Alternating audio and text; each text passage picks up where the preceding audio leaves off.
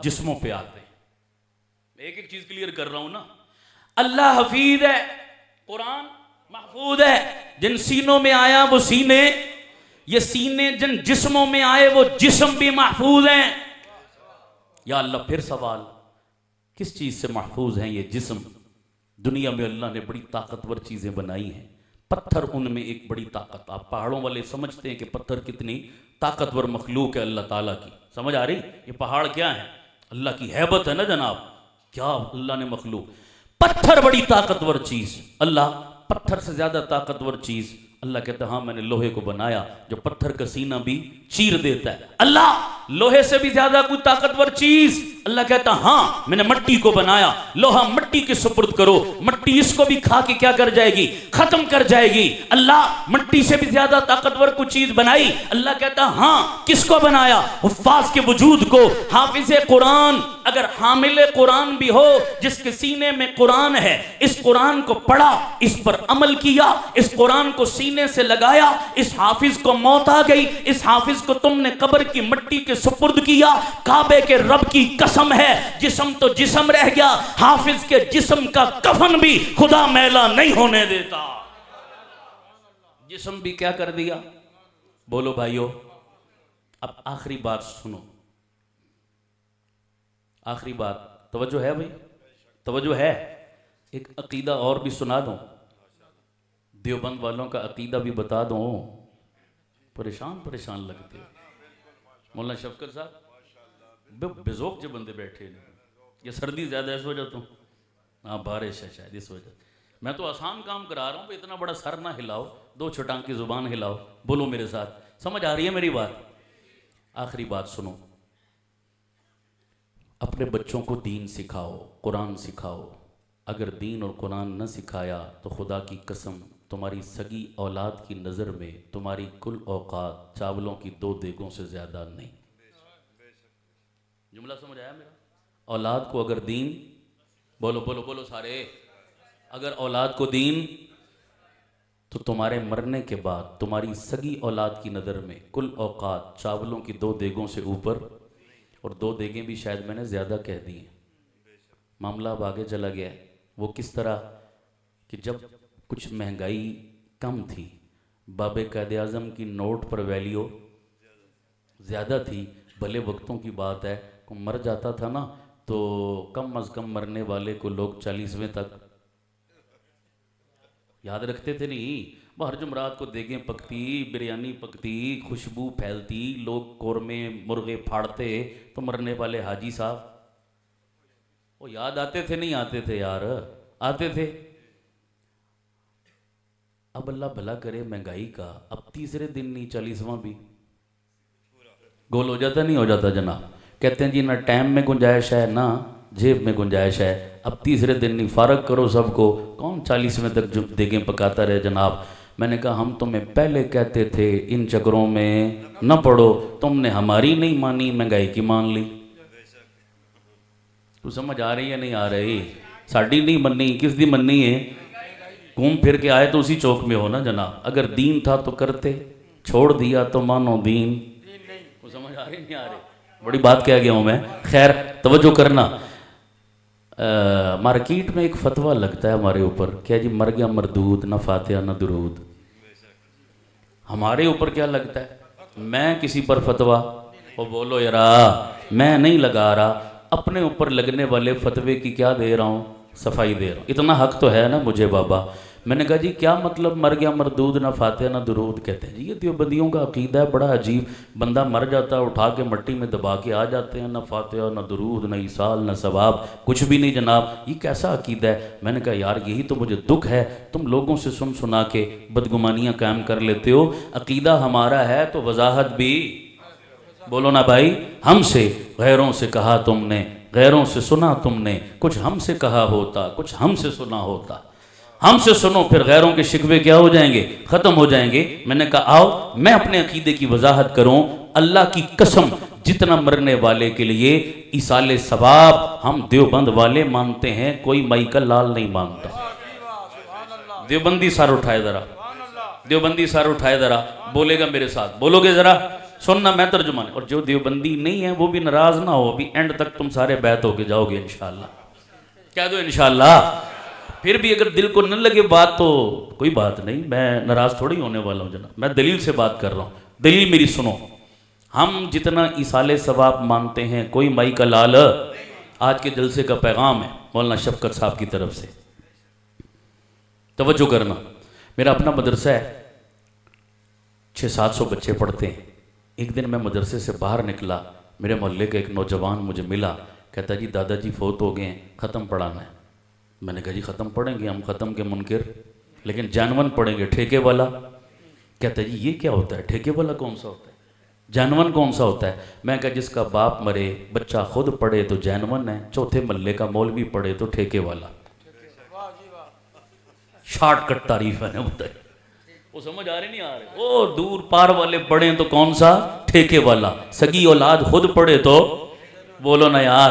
ہمارے ایک دوست کہنے لگے فوتگی ہو گئی ہمارے ہاں، تو میں فوتگی والے گھر تعزیت کے لیے گیا، آگے دیکھا وہ ٹھیکے والا ختم چل رہا تھا، 5 طالب علم اس مدرسے سے، 10 ادھر سے، 15 ادھر سے۔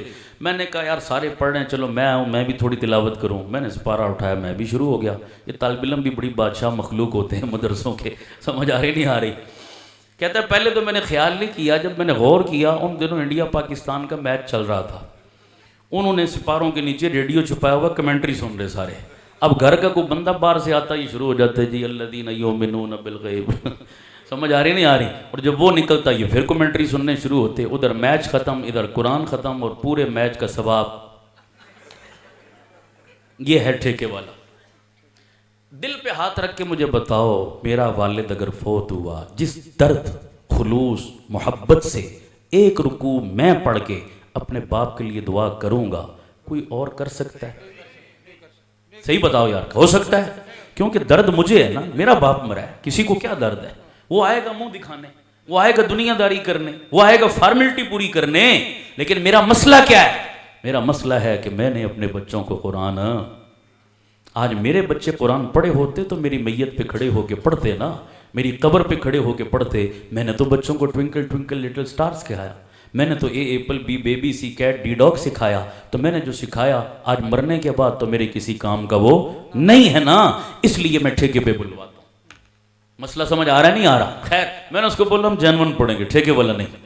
یہ علماء سے پوچھو، ایک حافظ بچہ 20 منٹ میں ایک قرآن، تو گھنٹے میں کتنے ہو گئے؟ 20 منٹ میں ایک سپارہ پڑھ لیتا ہے، گھنٹے میں 3 پارے، 10 گھنٹے میں پورا قرآن۔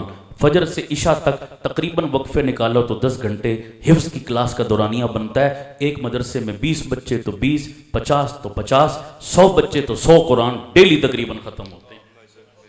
میں نے قاری صاحب کو بلایا، میں نے کہا قاری صاحب 700 بچہ فجر سے عشاء تک پڑھے گا تو کم از کم 700 قرآن۔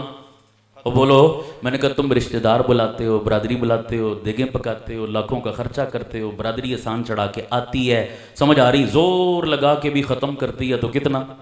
اور وہ جو ایک پڑھتی ہے وہ بھی لولا لنگڑا، اس لیے کہ پڑھنا غلط پڑھتے ہیں نا سارے، پڑھنا آتا ہی نہیں ہے، خرچہ بھی کر لیا، وقتہ بھی، اور کچھ فائدہ نہیں۔ میں نے کہا ہم تمہیں 700 قرآن اور 1 نمبر صحیح طریقے سے پڑھے ہوئے ہدیہ کر دیں گے۔ تم ساری زندگی بھی لگے رہو تو اتنے شاید نہ پڑھ سکو، تمہیں ایک دن میں تمہارے دادا جی کو 700 قرآن۔ تو میں نے قاری صاحب کو بلایا، میں نے کہا جی آج سارا دن جتنا بچے قرآن پڑھیں گے نا، شام کو ان کے دادا جی کو ایزی لوڈ کروا دینا۔ اچھا ایزی لوڈ کا لفظ یہیں فٹ بیٹھتا ہے، وہاں نہیں بیٹھتا جہاں آپ بولتے ہیں، کیونکہ وہ ایزی لوڈ کرواتا ہے اور پیسے، بولو تو جس نے اتنے پیسے لے لیے پھر وہ ایزی رہا؟ بولو یار، پھر تو وہ بڑا مشکل ہو گیا نا، وہ ایزی کیسا؟ میں نے کہا ہم تمہیں 700 قرآن دے رہے ہیں اور کوئی دیگ، کوئی چاول، کوئی پیسے، کوئی ڈیمانڈ نہیں، تو بول ایزی لوڈ ہے یا نہیں؟ یہ ہے ایزی لوڈ۔ میں نے کہا جی ایزی لوڈ کر دینا 700 قرآن۔ نوجوان مجھے کہنے لگا استاد جی یہ ثواب اج نہیں چاہیے، یہ پرسوں چاہیے۔ اب آیا ٹریک پہ، میں نے کہا جی تھوڑا میں کنفیوز ہو گیا، میں نے کہا جی دادا جی آج مرے ہیں یا پرسوں کا پروگرام ہے؟ کہ نہیں مرے تو آج ہے، مرے تو، میں نے کہا تیرا احسان ہے مجھے بتا، دادا جی آج مرے ہیں، ثواب آج کیوں نہیں پرسوں کیوں؟ جنمن سوال ہے یا نہیں؟ مثال دیتا ہوں، کسی بندے کے والد صاحب کو پولیس والے پکڑیں، تھانے میں جا کے بند کر دیں، بیٹے کو فون آئے آپ کے ابا جی گرفتار ہو گئے، تھانے میں بند ہیں، آپ بتاؤ سمجھدار اور تابع دار بیٹا کیا کرے گا؟ فوراً جائے گا دکان، آرام، کھانا پینا سب چھوڑے گا جب تک باپ نہ آئے اسے چین۔ ایک بیٹے کو فون آیا، آپ کے ابا جی پکڑے گئے، تھانے میں بند ہیں، ابا جی کے لیے ہائی کا بندوبست کرو۔ بیٹا کہنے لگا بترے تیاڑے ابا جی دی چترول ہون دے۔ اللہ خیر کیتی تے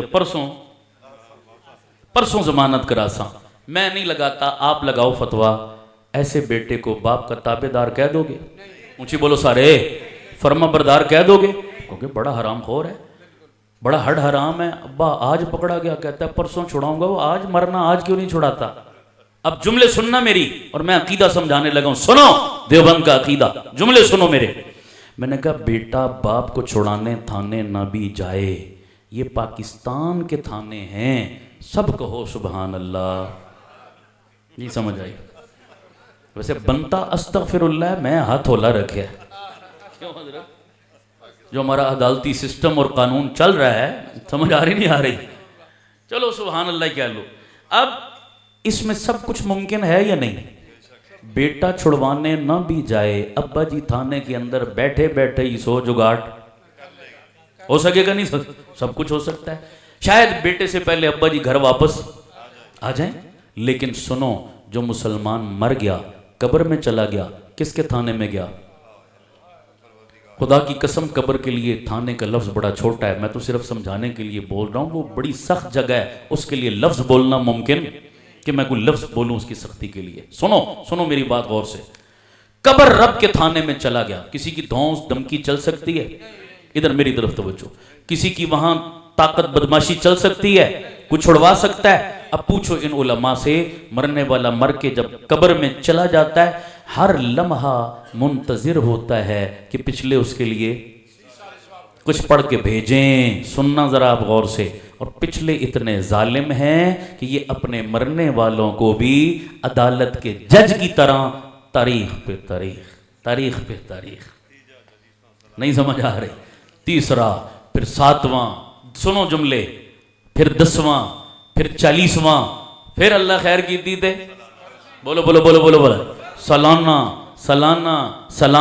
اب جملے سنو، میں عقیدہ بیان کرنے لگا ہوں، جس کو دیوبند کا عقیدہ سمجھ آئے، دل کو لگے، کوئی زبان چپ رہے گی مجھے دکھ ہوگا، آپ نے بولنا ہے، پھر تائید کرنی ہے اگر عقیدہ سمجھ میں آئے۔ توجہ، جس اولاد کے لیے، جن بچوں کے لیے تم نے حلال حرام کا فرق مٹایا، جائز و ناجائز کی تمیز مٹائی، قبضے کیے، رشوت لی، حرام کھایا، اور جناب 2 نمبریاں کی، فراڈ کیے، میرے بچے میرے بعد سکھی رہیں، ان بچوں کو حرام کھلا کھلا کر دنیا سے چلے گئے، حرام خور اولاد سے پھر نیکی کی توقع نہیں کی جا سکتی۔ اس حرام خور اولاد نے تمہارے مرنے کے بعد کیسے آنکھیں پھیری؟ جب تک باپ زندہ تھا، باپ سے لینے کی باری تھی تو روزانہ، ابا جی میرا جیب خرچہ روزانہ، میرا ٹی اے روزانہ، میرا کرایہ روزانہ، میرے موبائل کا خرچہ روزانہ، میری سگریٹ پان نسوار روزانہ، میرے جناب جو ہے وہ کینٹین اور گھر کے اسکول کا خرچہ روزانہ۔ جب تک باپ زندہ تھا، باپ سے لینے کی باری تھی تو روزانہ، اب باپ مر کے منو مٹی کے نیچے چلا گیا، باپ کو دینے کی باری آئی تو سالانہ۔ نہیں سمجھ آئی یار؟ نہیں سمجھ آئی؟ اب جملہ سنو، میں نے کہا نہیں، ہم دیوبند والے بے وفا نہیں، ہم وفادار ہیں، ہم زندوں سے بھی وفا کرتے ہیں، ہم مردوں سے بھی وفا کرتے ہیں۔ اللہ کی قسم تم ہم پہ غلط الزام دھرتے ہو، ہم ایصال ثواب نہیں مانتے، ہم مردوں کو پڑھ کے نہیں بخشتے، اللہ کی قسم ہم ایصال ثواب مانتے ہیں، فرق اتنا ہے تم سالانہ والے، ہم روزانہ والے، تم سالانہ والے، ہم کس والے؟ روزانہ والے۔ یہ چھوٹے چھوٹے بچے خدا کی قسم جو مدرسوں میں پڑھتے ہیں، بول روزانہ والے یا نہیں؟ یہ تو اتنے روزانہ والے، یہ تو فجر میں بھی، ظہر میں بھی، عصر میں بھی، مغرب میں بھی، عشاء میں بھی سارا دن کیا پڑھ رہے ہیں؟ قرآن پڑھ رہے ہیں۔ یہ تو اتنے روزانہ والے۔ میں مدرسے میں اپنے رات کو واپس آیا 2 بجے، سارے بچے سوئے ہوئے، میں نے حال میں چکر لگایا، ایک 10-12 سال کا حافظ قرآن بچہ رات کو خواب میں بھی رب کا قرآن پڑھ رہا تھا۔ ہم تو اتنے روزانہ والے. توجہ میں بات مکمل کرنے لگا ہوں. علامہ ابن قیم رحمۃ اللہ علیہ ہمارے بڑے بزرگ گزرے ہیں. انہوں نے واقعہ لکھا کہ ایک شخص نے خواب دیکھا. خواب میں دیکھا قبرستان میں قبریں پھٹی, مردے باہر نکلے, کچھ چننا شروع ہو گئے. ایک مردہ نکلا, ٹیک لگا کے بیٹھ گیا. اس نے پوچھا بابا یہ مردے قبروں سے نکل کے کیا چن رہے ہیں؟ مردے کہنے لگے یار ہمارے پچھلے بھی سالانہ والے ہیں. یہ جملہ میرا ہے. ہمارے پچھلے بھی کس والے ہیں؟ کیا مطلب؟ کبھی کبھی موڈ ہوتا ہے, ہماری یاد آتی ہے تو کچھ پڑھ کے بھیج دیتے ہیں. وہ جو بھیجتے ہیں نا وہ بڑا تھوڑا ہوتا ہے. ہم جلدی جلدی چن رہے ہیں کہ کہیں اس سے بھی نہ رہ جائیں, محروم نہ ہو جائیں. ہاں جناب. وہ جو ٹیک لگا کے بیٹھا تھا اس سے پوچھا بابا تیرا پیچھے کوئی بھی نہیں ہے جو تجھے بھیجے, تو کچھ نہیں چن رہا؟ اس نے کمال جواب دیا. اس نے کہا بابا یہ سالانہ والے میں روزانہ والا, یہ سالانہ والے میں روزانہ والا. پیچھے اپنے بیٹے کو قرآن کا حافظ بنا کے آیا, اس کے سینے میں قرآن ڈال کے آیا, ڈیلی یہ قرآن پڑھ کے میرے لیے ہدیہ بھیجتا ہے.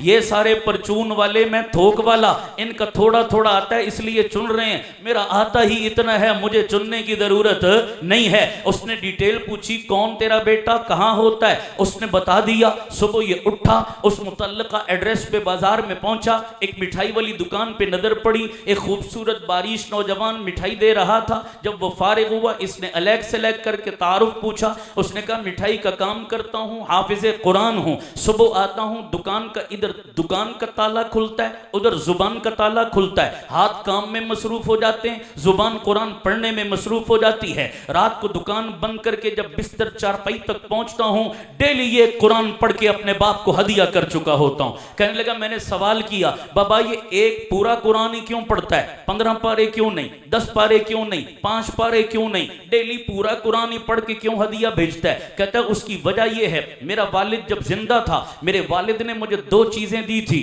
ایک دکان ایک قرآن. توجہ کرنا, میرا باپ جب زندہ تھا اس نے مجھے 2 چیزیں دی تھی, ایک دکان دوسرا قرآن. اور میرے باپ نے مجھے وصیت کی تھی میرے بیٹے یاد رکھنا دکان تیرے لیے ہے قرآن میرے لیے ہے. ہائے ہائے, دکان تیرے لیے ہے قرآن میرے لیے ہے. میں نے کہا ابا جی کیا مطلب؟ کہا میرے بچے یہ دکان میں نے تجھے بنا کر دی, اس کا نفع تو نے کمانا, قرآن جو تجھے پڑھایا یہ تیرے لیے نہیں تجھے اپنے لیے پڑھایا, اس کا نفع تو نے مجھے دینا ہے. تو میں نے کہا یار سارا دن دکان پہ ہوتا ہوں, شام کو جب دکان بند کرتا ہوں نا تو دکان کا نفع پورا لے کے آتا ہوں. تو میرے دل نے مجھے اجازت نہیں دی کہ ظالم دکان کا نفع پورا لے کے آئے باپ کا نفع آدھا پہنچائے. نہیں, میں دکان کا نفع بھی پورا لیتا ہوں, باپ کو نفع بھی پورا دیتا ہوں. اب مجمع والوں بتاؤ تم نے سالانہ والا بننا ہے یا روزانہ والا؟ ہاتھ کھڑا کرو جو کہتا ہے روزانہ والا.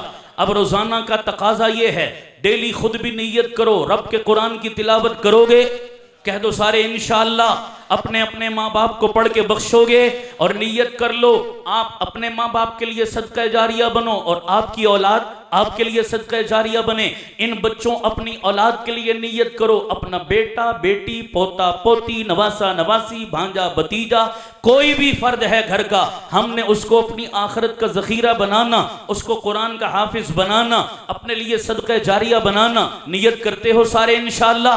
جن کے بچے حافظ بنے نیت کرو ان کو عالم دین بنائیں گے, کہہ دو انشاءاللہ ان کو دین کے لیے وقف کریں گے, ان کو اس برتن سے الگ نہیں ہونے دیں گے. نیت کر رہے ہو سارے؟ میری دعا ہے پروردگار اس گلشن کو آباد فرمائے, اس کی بہاروں میں اضافہ فرمائے, اس کی ظاہری تعمیر کی صورتیں اللہ تعالیٰ خزانہ غیب سے پوری فرمائے. ہمیں اپنے مال و جان سے اس مشن میں مولانا شفقت صاحب کا ساتھی بننے کی توفیق عطا فرمائے. یار زندہ ملاقات باقی, وآخر دعوانا ان الحمدللہ.